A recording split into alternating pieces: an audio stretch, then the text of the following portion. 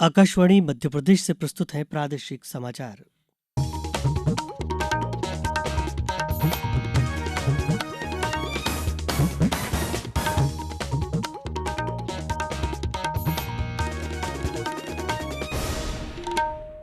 नमस्कार, समाचारों के साथ मैं रत्नेश सूरी। सबसे पहले मुख्य समाचार।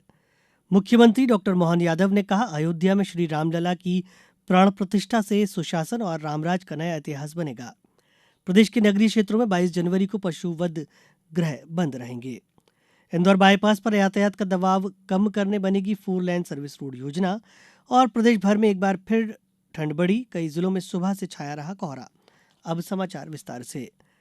मुख्यमंत्री डॉक्टर मोहन यादव ने आज संत हिरदाराम नगर में हेमू कालाणी स्टेडियम में हनुमान चालीसा पाठ के कार्यक्रम में हिस्सा लिया। स्टेडियम में करीब 11,000 राम भक्त हनुमान चालीसा में शामिल हुए। यहां आम नागरिकों के साथ जनप्रतिनिधि भी बड़ी संख्या में शामिल हुए। मुख्यमंत्री डॉक्टर यादव ने कहा कि 22 जनवरी को सुशासन और साम्राज्य का नया इतिहास बनेगा, नए दौर का नया भारत बनेगा। मुख्यमंत्री डॉक्टर यादव ने कहा कि अयोध्या में सम्राट विक्रमादित्य के बनवाए श्री राम मंदिर में फिर से प्राण प्रतिष्ठा हो रही है। वर्ष 1992 से चल रहे संघर्ष के बाद शुभ घड़ी आई है। प्रधानमंत्री नरेंद्र मोदी के नेतृत्व में देश में रामराज की स्थापना के लिए कार्य हो रहा है। हम सभी के लिए भगवान श्री राम आराध्य हैं। अयोध्या में मंदिर का बनना अखंड भारत की दिशा में एक बड़ा कदम है। भारतवासी आज समृद्धशाली अतीत को याद कर रहे हैं।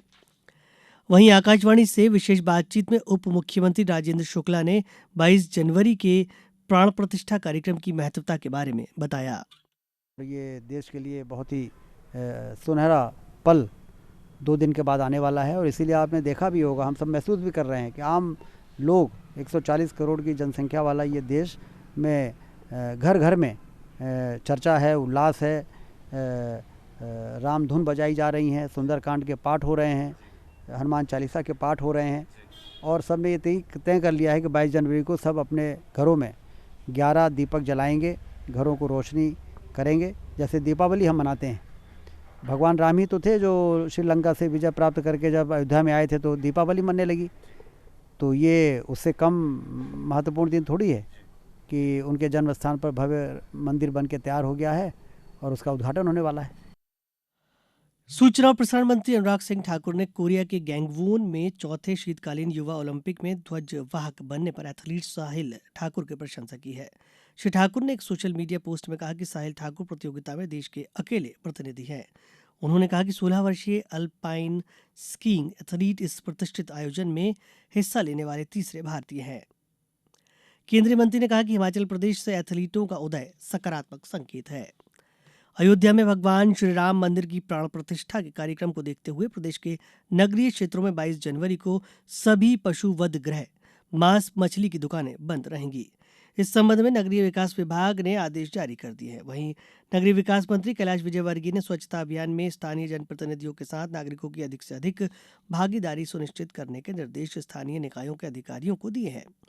श्री राम मंदिर प्राण प्रतिष्ठा कार्यक्रम को देखते हुए प्रदेश के सभी नगरीय क्षेत्रों में विशेष स्वच्छता अभियान चलाया जा रहा है। अभियान के दौरान मंदिर परिसरों में स्वच्छता कार्यक्रम में नागरिकों की भागीदारी सुनिश्चित की जा रही है।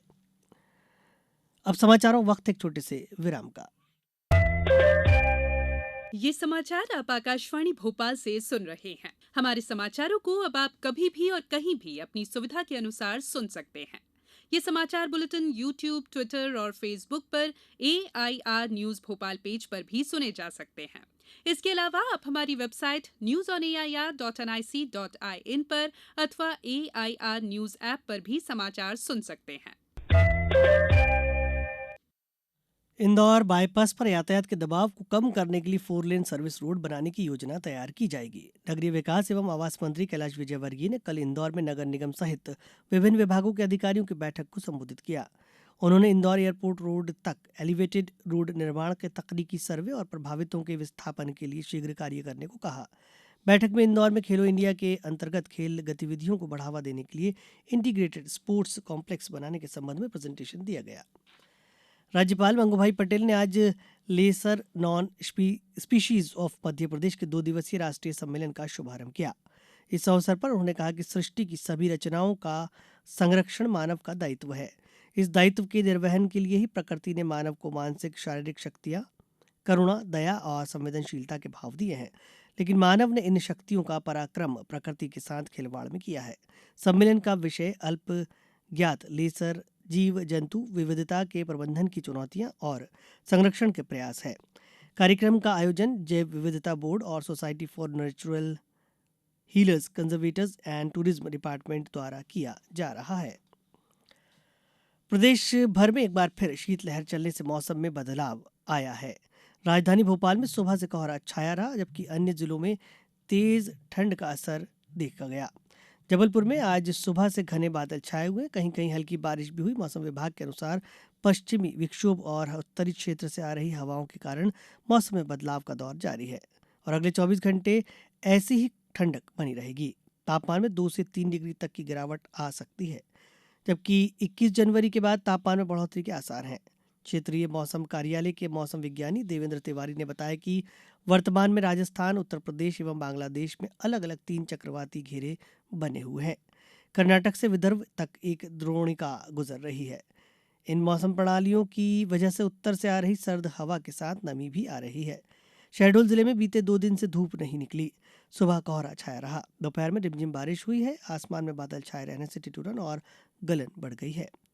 नर्मदापुरम में सुबह बरसात हुई, आसमान पर अभी भी बादल छाए हुए हैं। उधर पचमढ़ी में भी तापमान नीचे आ गया है। शिवपुरी जिले में बर्फीली हवाओं के चलने से आम जनजीवन पर प्रभाव पड़ा है। अब समाचार संक्षेप में। शहडोल जिले के पटासी गांव में शिकार के लिए फैलाए गए करंट की चपेट में आकर युवक की मौत मामले में 7 आरोपियों को गिरफ्तार किया गया है। केंद्रीय माध्यमिक शिक्षा मंडल नई दिल्ली द्वारा आयोजित जवाहर नवोदय विद्यालय चयन प्रवेश परीक्षा 2024 कक्षा 6वीं का परीक्षा आज अनूपपुर जिले के 12 परीक्षा केंद्रों पर शांतिपूर्ण संपन्न हुई। अयोध्या में 22 जनवरी के रामलला मंदिर प्राण प्रतिष्ठा के अवसर पर कल रतलाम में रंगारंग आतिशबाजी की जाएगी।